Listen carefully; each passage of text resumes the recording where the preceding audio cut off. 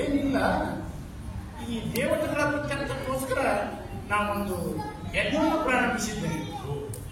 ಅದಕ್ಕೆ ಮಾರೀಚ ಸುಬಾಹು ಎಂಬ ರಾಕ್ಷಸರ ಹಾವಳಿ. ಯಜ್ಞ ಹಾಳು ಮಾಡುವುದೇ ಅವ್ರ ಕೆಲಸ. ಅದಕ್ಕೆ ನಿನ್ನಿಂದ ರಕ್ಷಣೆ ಬೇಕು. ಯಜ್ಞವು ಸಾಂಗೋಪಸಾಂಗವಾಗಿ ನಡೆದು ಉತ್ತರಾಂತರವಾಗಿ ಲೋಕ ಕಲ್ಯಾಣ ಆಗಬೇಕು. ಹಾಗೂ ಪೂಜಾರಿ, ಹಾಗಾದರೆ ನಾನೇ ಒಂದು ಅಶ್ವಯಿಣಿ ಸೈನ್ಯವನ್ನು ತೆಗೆದುಕೊಂಡು ಬಂದು ತಮ್ಮ ಯಜ್ಞವನ್ನು ರಕ್ಷಿಸುತ್ತೇನೆ. ನನಗೆ ನಿನ್ನ ರಕ್ಷಣೆ ಬೇಡ, ನಿನ್ನ ಮಕ್ಕಳಾದ ರಾಮಲಕ್ಷ್ಮಣರನ್ನು ಕಳಿಸಿಕೊಡು. ಅವರೇ ಈ ಕೆಲಸಕ್ಕೆ ಸಮರ್ಥರು. ಪೂಜಾರಿ, ಆ ದೈತ್ಯರನ್ನು ಎದುರಿಸಲು ನನ್ನ ಚಿಕ್ಕ ಮಕ್ಕಳು ಸಮರ್ಥರೆ. ಅವರಿಗೂ ಚಿಕ್ಕ ವಯಸ್ಸು ನೋಡ್ಕೊಂಡ್ರೆ ಚಿಕ್ಕವರು ಯಾರು ಹಾಗೆಂದ್ರೆ ಮಹಾರಾಜ, ಶ್ರೀರಾಮನನ್ನು ಯಾರೆಲ್ಲ ತಿಳಿದಿದೆ? ಸಾಕ್ಷಾತ್ ನಾರಾಯಣನ ರೂಪ. ಇಲ್ಲಿ ಕಶ್ಯಪರಾಗಿದ್ದೀರಿ ನೀವು. ಈ ಜನ್ಮದಲ್ಲಿ ತಪಸ್ಸನ್ನು ಮಾಡಿ ಶ್ರೀರಾಮನನ್ನ ಮಗನನ್ನಾಗಿ ಪಡೆದಿದ್ದೀರಿ. ತಿಳಿಯಿತು ನಿಮ್ಮ ಜನ್ಮ ರಹಸ್ಯ.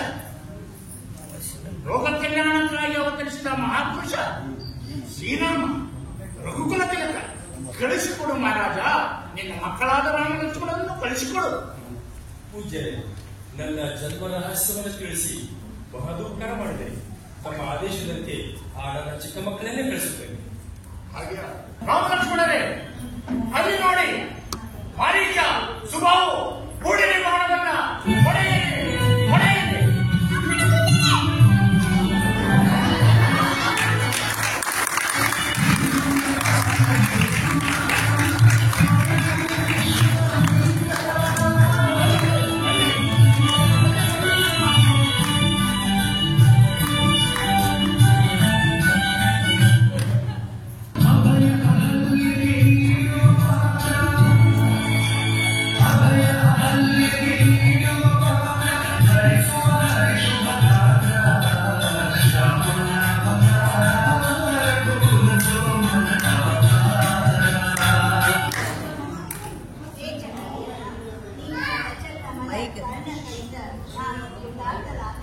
ಯಾವ ಬ್ರಹ್ಮ ರುದ್ರಾದಿ ದೇವತೆಗಳು ಪೂಜಿಸುವಂತ ಈ ಪಾದಗಳ ಸ್ಪರ್ಶದಿಂದ ನಾನು ಪುನೀತಲಾದೆ.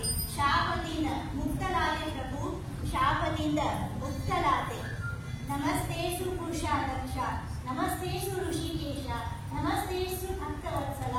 ನಾರಾಯಣ ನಮೋಸ್ತುತೆ.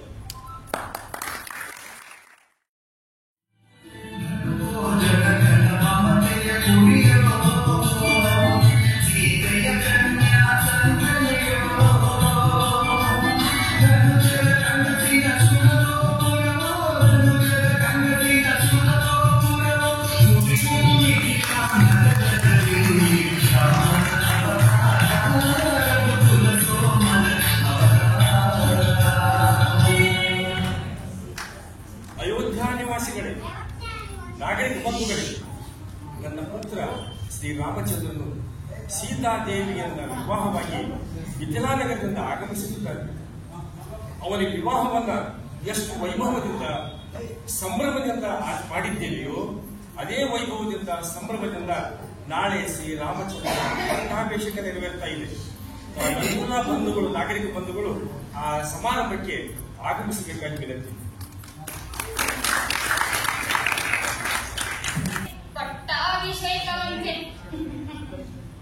ಪಟ್ಟಾಭಿಷೇಕವೇ ಇಲ್ಲ, ನನ್ನ ನಾಡಿಗೆ ನ್ಯಾಯವಾಗಲು ನಾನು ಬಿಡುವುದಿಲ್ಲ.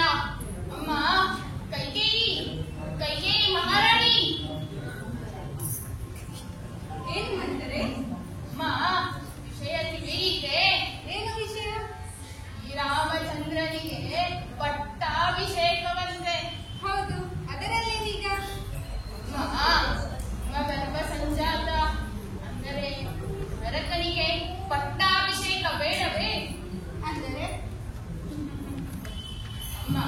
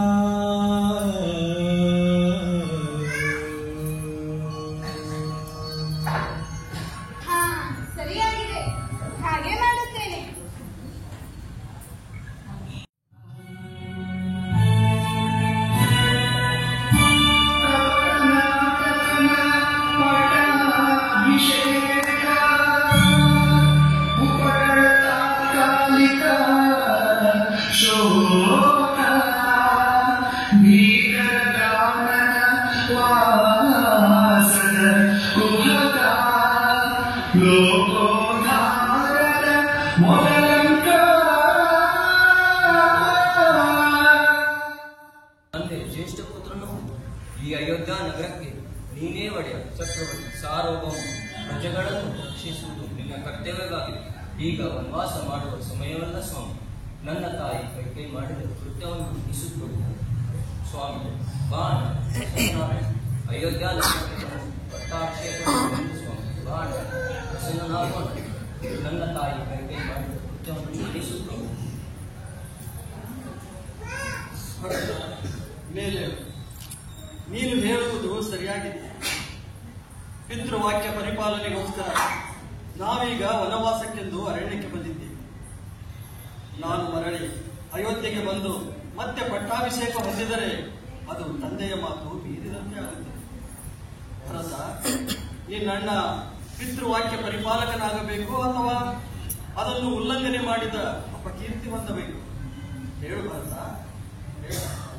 ಅಣ್ಣ, ಈ ಮಾತಿಗೆ ನಾನೇನು ನೋಡು, 14 ವರ್ಷಗಳ ವನವಾಸವಾದ ಮೇಲೆ ನಾನೇ ಮರಳಿ ಅಯೋಧ್ಯೆಗೆ ಬಂದು ರಾಜ್ಯಭಾರ ಮಾಡುತ್ತೇನೆ. ಈಗ ನೀನು ನಾನು ಹೇಳಿದಂತೆ ಕೇಳು. ಮರಳಿ ಅಯೋಧ್ಯೆಗೆ ತೆರಳಿ ಅಲ್ಲಿನ ಪ್ರಜಾ ಸಮೂಹವನ್ನು ರಕ್ಷಿಸು. ಇದು ನಿನ್ನ ಕರ್ತವ್ಯ ಹಾಗೂ ನನ್ನ ಆಜ್ಞೆಯನ್ನು ತಿಳಿ. ಆಯಿತು ಅಣ್ಣ, ಆದರೆ ನನ್ನದೊಂದು ವಚನವನ್ನು ನಡೆಸಿಕೊಡಬೇಕು. ಅಂದರೆ ಮಾತ್ರ ನಾನು ರಾಜ್ಯ ಶಾಸನವನ್ನು ಮಾಡುವೆನು. ಏನದು?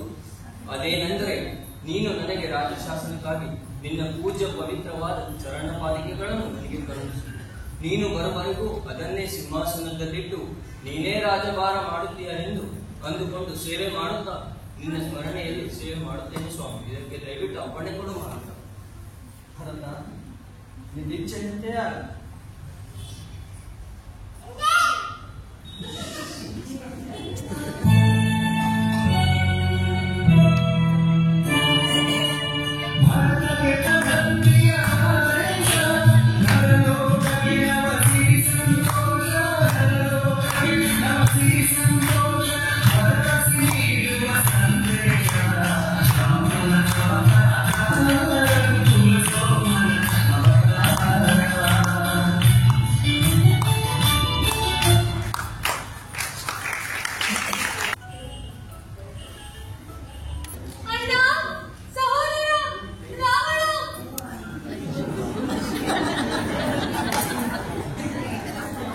ಯಾಕೆ ತಂಗಿ, ಏನಾಯ್ತು? ನಿನ್ನ ಮುಖವೆಲ್ಲ ರಕ್ತಸಿಕ್ತವಾಗಿದೆ.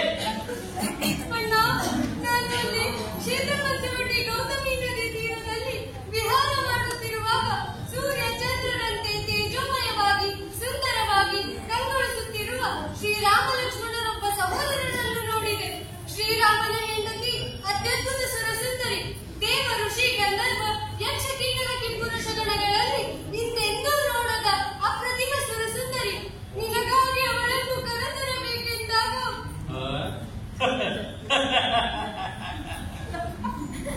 ಲಕ್ಷ್ಮಣನು ನನ್ನ ಕಿವಿ ಮೂಗನ್ನು ಕತ್ತರಿಸಿ ಈ ಅವಸ್ಥೆಗೆ ದೂಡಿದ್ದಾನೆ. ಅಣ್ಣ, ಅವರನ್ನು ಬಿಡಬೇಡ. ಆ ಸೀತೆಯನ್ನು ಅಪಹರಿಸು. ಆ ರಾಮ ಲಕ್ಷ್ಮಣರನ್ನು ಸಂಹರಿಸು. ಆಗ ಮಾತ್ರ ನನಗೆ ಸಮಾಧಾನ.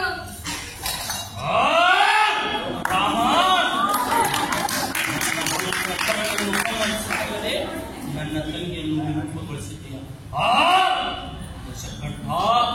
ಈಗ ನೀನು ಸುಮ್ಮನೆ ಕೂತರೆ ಹೇಳಿಯಾಗುತ್ತಿ. ತಂಗಿ, ಆ ರಾಮನನ್ನು ಹೇಗೆ ಸಂಹರಿಸುತ್ತೇನೆಂದು ನೀನು ಕಣ್ಣಾರೆ ನೋಡಿದೆ. ಈಗ ಒಳಗೆ ಆಯ್ತು ಅಣ್ಣ.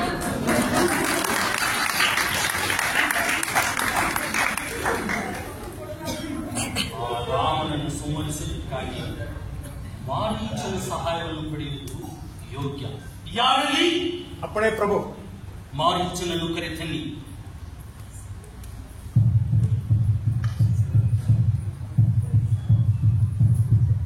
ಯಶಕಂಠ, ಅಪ್ಪಣೆಯಾಗಲಿ.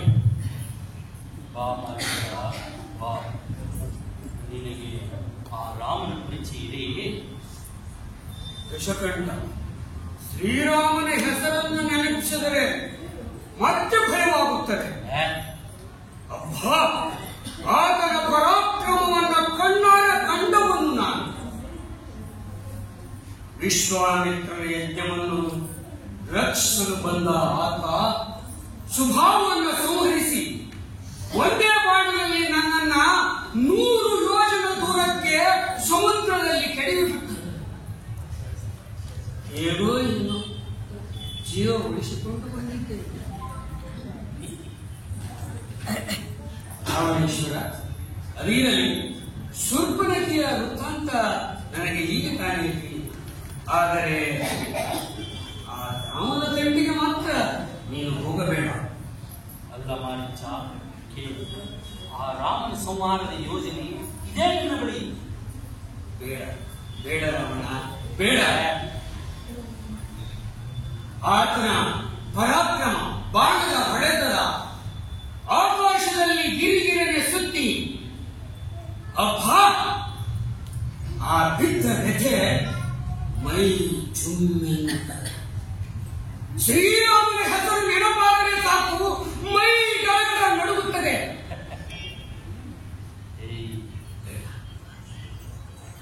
ರಾವಣ, ಶ್ರೀರಾಮನ ಸಹವಾಸ ಮಾತ್ರ ನಿನಗೆ ಬೇಡ. ಮಾರೀಚ, ಬಾ, ಇಲ್ಲಿ ಬಾ.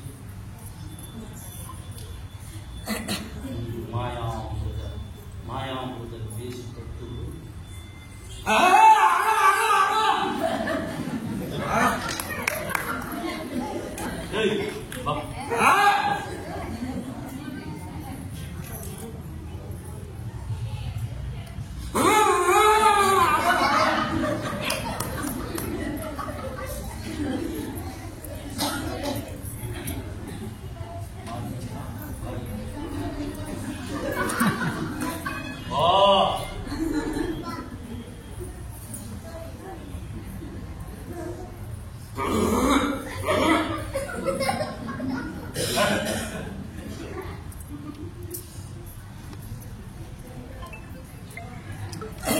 ಆಯಿತು ದಶಕಂಠ, ನನ್ನ ವಿಧಿ ಬರಹ.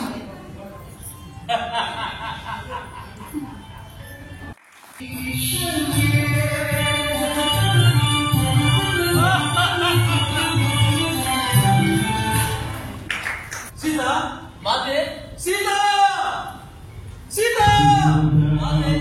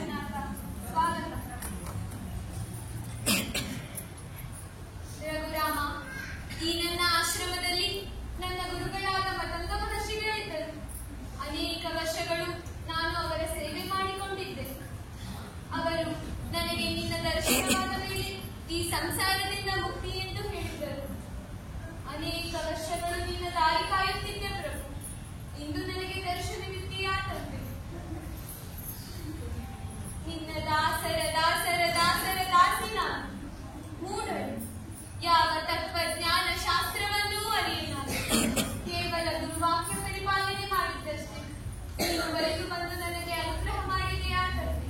ನನ್ನನ್ನು ಉದ್ಧರಿಸು ಪ್ರಭುವೆ, ನನ್ನನ್ನು ಉದ್ಧರಿಸು. ಅಮ್ಮ ಶಬರಿ, ನೀನು ಅನನ್ಯ ಭಕ್ತಿಯಿಂದ ನನ್ನನ್ನು ಪೂಜಿಸಿದ್ದಿ. ನಿನ್ನ ಭಕ್ತಿಯು ಪರಿಪಕ್ವವಾಗಿದೆ, ಸಾಧನೆಯು ಪರಿಪೂರ್ಣವಾಗಿದೆ. ನೀನು ಗುರುವಾಕ್ಯಗಳಲ್ಲಿ ನಂಬಿಕೆ ಇಟ್ಟು ಭಕ್ತಿ ಶ್ರದ್ಧೆಯಿಂದ ಉಪಾಸನೆ ಮಾಡಿದ್ದಿ. ಈ ನಿನ್ನ ಉಪಾಸನೆಯೇ ನಿನ್ನ ಮೋಕ್ಷಕ್ಕೆ ಸೋಪಾನವಾದ. ಅಮ್ಮ, ನಾವು ಪಿತೃವಾಕ್ಯ ಪರಿಪಾಲನೆಗಾಗಿ ವನವಾಸಕ್ಕೆಂದು ನನ್ನ ಭಾವಿಯಾದ ಸೀತೆಯೊಂದಿಗೆ ಅರಣ್ಯಕ್ಕೆ ಬಂದಿದ್ದೆ. ಆ ದಶಕಂಠನು ನನ್ನ ಭಾವೆಯಾದ ಸೀತೆಯನ್ನು ಅಪಹರಿಸಿದ್ದಾನೆ. ನಿನಗೇನಾದರೂ ಅವರ ಬಗ್ಗೆ ತಿಳಿದಿದೆಯೇ? ಸ್ವಾಮಿ, ಸರ್ವಜ್ಞಾನಿ, ಸರ್ವಶಕ್ತ, ಸರ್ವೋತ್ತಮನೂ ಆದ ನಿನಗೆ ನಾನು ತಿಳಿಸಿದೆ. ಈಗ ಆತ ಲಂಕೆಯಲ್ಲಿದ್ದಾನೆ.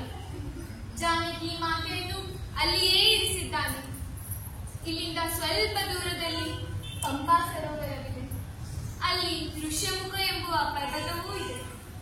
ಅಲ್ಲಿ ಸುಗ್ರೀವ ಎಂಬುವ ವಾನರ, ಆತನಿಗೆ ಹನುಮಂತನೆಂಬುವ ಮಂತ್ರಿ. ಅವರು ನಿನ್ನ ಕಾರ್ಯನಿರ್ವಹಿಸಿಕೊಡುತ್ತಾರೆ ಪ್ರಭು. ಹನುಮಂತ ಗೊತ್ತಲ್ಲ ಪ್ರಭು, ನಿನ್ನ ದರ್ಶನಕ್ಕೆ ಕಾದಿದನು ಅವನು. ಆಯಿತು, ನಾವಿನ್ನು ಹೊರಡುತ್ತೇವೆ. ಸ್ವಾಮಿ, ನನ್ನ ಸೇವೆಯನ್ನು ಪರಿಸಮಾಪ್ತಿಗೊಂಡಿತು.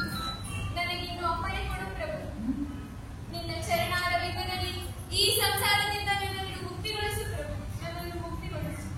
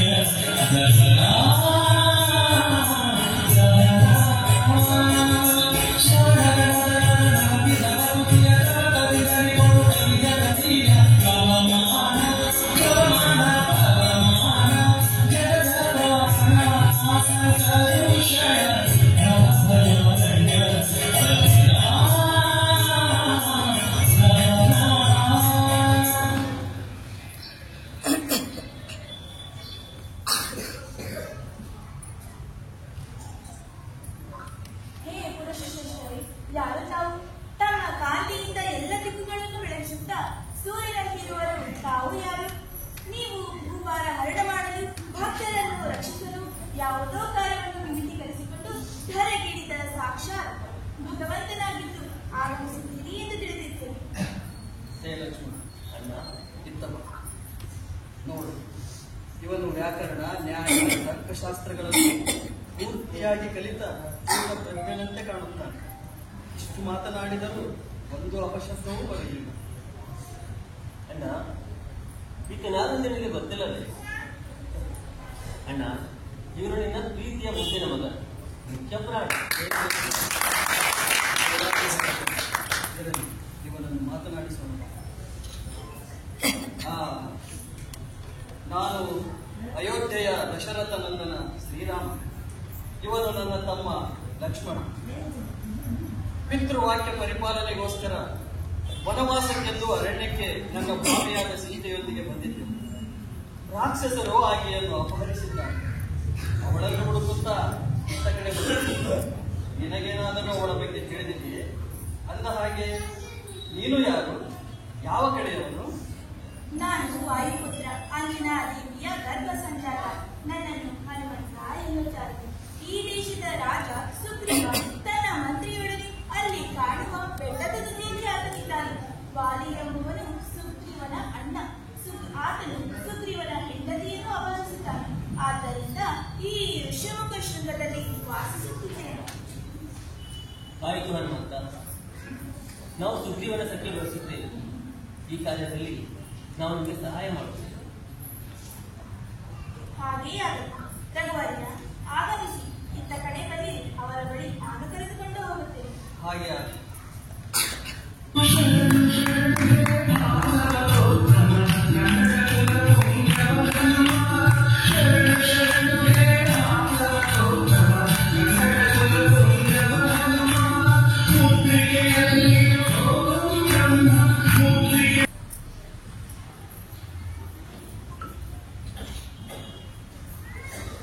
ಆಂಜನೇಯ, ಇದು ಈ ಉಂಗುರ.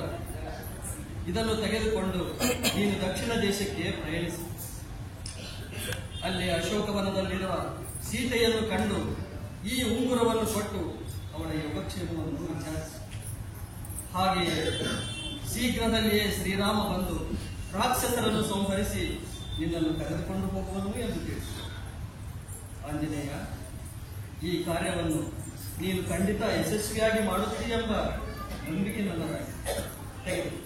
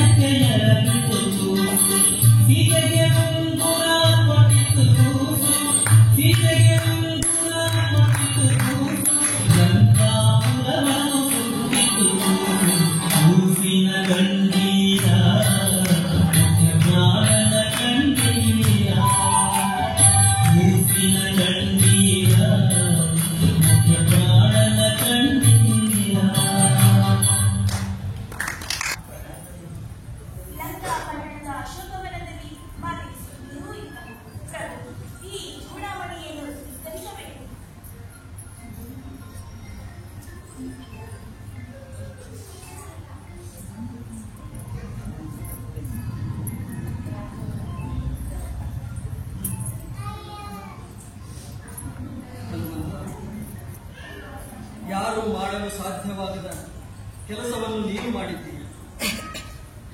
ಇದರ ಬದಲಾಗಿ ನಿನಗೆ ನಾನು ಏನು ಕೊಡಲು ಸಾಧ್ಯ? ಹನುಮಂತ, ಇದು ನನ್ನ ಸರ್ವಸ್ವವನ್ನೇ ನಿನಗೆ ಅರ್ಪಿಸುತ್ತಿದ್ದೇನೆ.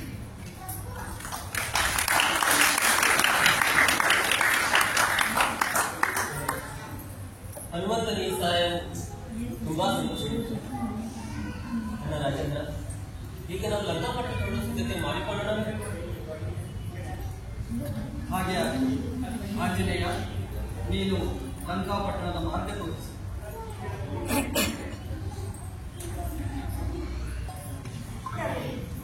ಇವನು ವಿಭೀಷಣ, ರಾವಣನ ತಮ್ಮ. ರಾವಣನ ಕೃತ್ಯದಿಂದ ಬಯಸಲು ಅವರನ್ನು ಧಿಕ್ಕರಿಸಿ ಈಗ ನಿಮ್ಮ ಚರಣಕಮಲ ಆಶ್ರಯವನ್ನು ಕೋರುವುದು. ನಮಸ್ತೆ ರಾಮರಾಜೇಂದ್ರ, ನಮಸ್ಸೀತಾ ಮನೋರಮ, ನಮಸ್ತೆ ಚಂಡಕೋದಂಡ, ನಮಸ್ತೆ ಭಕ್ತವತ್ಸರ, ರಘುಕುಲ ತಿಲಕ ಶ್ರೀರಾಮಚಂದ್ರ ಪ್ರಭು, ನಿನಗೆ ಶರಣಾಗಿದ್ದೇನೆ. ಶರಣಾಗಿ ಬಂದವರನ್ನು ರಕ್ಷಿಸುವುದೇ ಕ್ಷತ್ರಿಯ ಧರ್ಮ. ಅದು ಅಲ್ಲದೆ ತಾವು ಹನುಮಂತನ ಮೂಲಕ ಬಂದಿರುವುದರಿಂದ ತಮಗೆ ಸ್ವಾಗತ.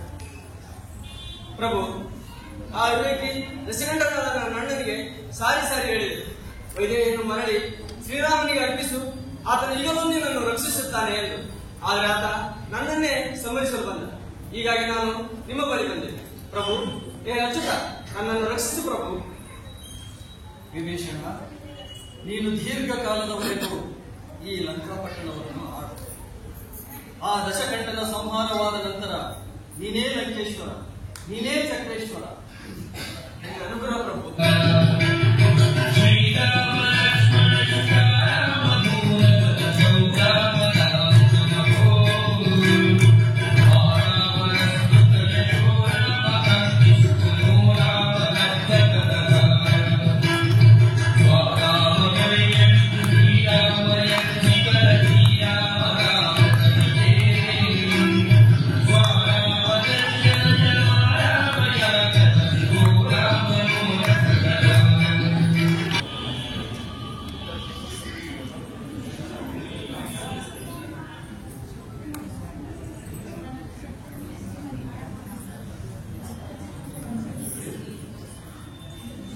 ಆಂಜನೇಯ, ಆಂಜನೇಯ. ಪ್ರಭು, ಅಪ್ಪಣೆಯಾಗಲಿ. ಆಂಜನೇಯ, ಯುದ್ಧದಲ್ಲಿ ಇಂದ್ರಜಿತನು ಮಾಯಾ ಯುದ್ಧದಿಂದ ಲಕ್ಷ್ಮಣನನ್ನು ಮೂರ್ಛೆಗೊಳಿಸಿದ್ದಾನೆ.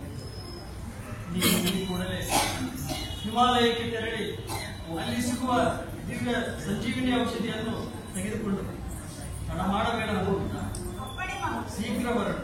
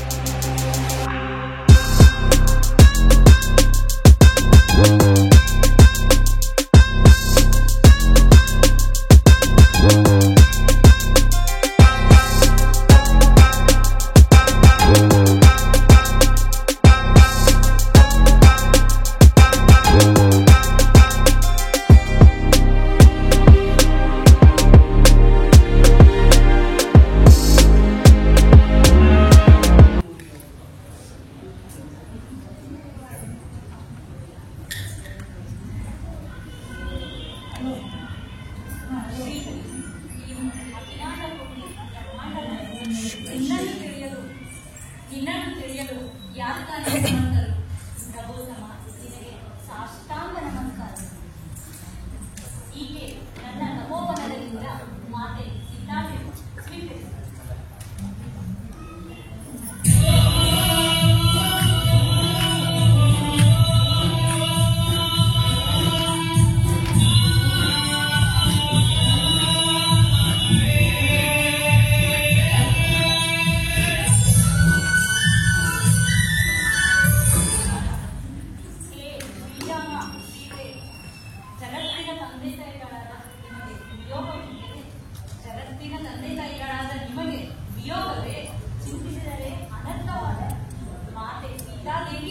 ಯಾವಾಗಲೂ ಶ್ರೀರಾಮನನ್ನು ಜಗತ್ತಿಗೆ ತಿಳಿಸಬೇಕಾದ ತತ್ವ ಅಲ್ಲವೆಂದು. ಸರಿಯಾಗಿ ಹೇಳಿದೆ. ಹಾಗಾದರೆ ಇವಳು ವೇದವತಿ. ಏಕೆಂದರೆ ನೀನು ಇಷ್ಟು ದಿನಗಳವರೆಗೂ ಅಶೋಕವನದಲ್ಲಿ ಸೀತೆಯಂತೆ ನಡೆಸಿ ತುಂಬಾ ಕಷ್ಟಪಟ್ಟಿದ್ದೀರಿ. ನಮ್ಮ ಸೇವೆಯನ್ನು ಬಹಳ ನಿಸ್ಪೃಹತೆಯಿಂದ ಮಾಡಿದ್ದೀರಿ. ಹೇಳು, ನಿನಗೆ ಏನು ಬರಬೇಕು? ಪರಮ ಪೂಜೆನಿ, ಏನೆಂದು ಬರಬೇಕಿ? ಎಲ್ಲಾ ವರ ಶ್ರೇಷ್ಠನಾದ ನಿಮ್ಮನ್ನು ನಾನು ಪತಿಯಾಗಿ ಪಡೆದುಕೊಳ್ಳಬೇಕೆಂಬ ವರ ನೀಡು. ಈ ಅವತಾರದಲ್ಲಿ ಸಾಧ್ಯವಿಲ್ಲ. ಕಾರಣ ನಾನು ಏಕಪತ್ನಿ ವ್ರತಸ್ಥ. ಮುಂದಿನ 28ನೇ ಕಲಿಯುಗದಲ್ಲಿ ನಾನು ಶ್ರೀನಿವಾಸನಾಗಿ ಅವತರಿಸುತ್ತೇನೆ. ಆದರೆ ನೀವು ಪದ್ಮಾವತಿಯಾಗಿ ಬಂದು ನನ್ನ ಕೈಯಲ್ಲಿ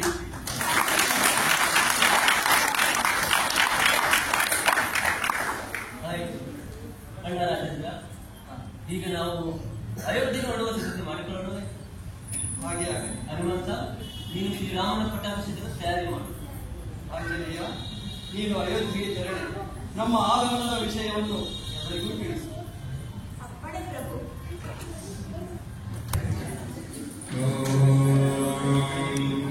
राजाधिराजाय प्रसन्नशालिने नमो वयं वै श्रवणाय कुर्महे समे कामान् कामकामाय मह्यं कामेश्वरो वै श्रवणो ददातु कुबेराय वै श्रवणाय महाराजाय नमः। Thank